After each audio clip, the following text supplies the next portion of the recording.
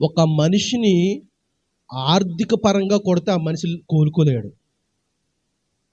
ఒక వ్యవస్థను, ఒక సంస్థను, ఒక ఫ్యాక్టరీని, ఒక ఇండస్ట్రీని ఆర్థికంగా కొడితే ఇంకా ఆ ఫ్యాక్టరీ నిలబడదు.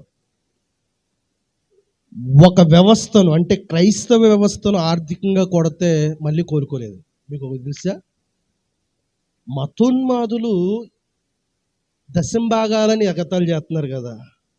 మతోన్మాదులు పాస్టర్లు కానుకలు దండుకుంటారని ఎగతాళి చేస్తున్నారు కదా. ఎందుకు తెలుసా?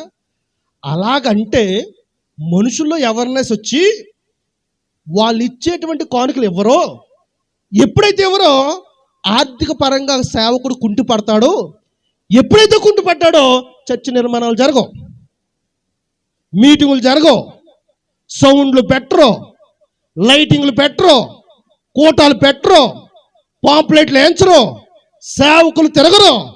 మొత్తం ఫినాన్షియల్గా క్రైస్తవుల్ని కోపంలో నెట్టెత్తే అది ఏ వ్యవస్థ అయినా ముందుకు నడదని చెప్పేసి క్రైస్తవాన్ని తొక్కేయడానికి కావాలనే ఈ కానుకల విషయంలోనూ దశంభాగాల విషయంలోనూ పదే పదే ఎగతాళి చేస్తున్నారు. దాన్ని అలుసుగా తీసుకుని కొంతమంది నీతి బోధకులు బయలుదేరి ఇచ్చేవారిని తిడతారు, అడిగేవారిని తిడతారు. నేను అంటున్నాను, డిమాండింగ్ వసూలు చేయడం దానికోసం చెప్పేది అది తప్పే. పేదవాళ్ళు ఉన్నారు, వాళ్ళు 50 రూపాయలు ఇవ్వగలరు, ఇంకెక్కువ డిమాండ్ చేయకూడదు, అది తప్పు, నేను ఒప్పుకుంటాను. మరి ఆ విధంగా ఆర్థిక పరంగా కొట్టేయడం వల్లే చాలా క్రైస్తవ సంస్థలు మూసిపోయి తెలుసా మీకు? చాలా క్రైస్తవ కాలేజీలు మూసిపోయాయి, క్రైస్తవ హాస్టల్ మూసుకుపోయాయి, ఫారెన్ నుంచి ఫండింగ్ ఆగిపోయింది. దానివల్ల సభలు కూడా సరిగా జరగట్లేదు.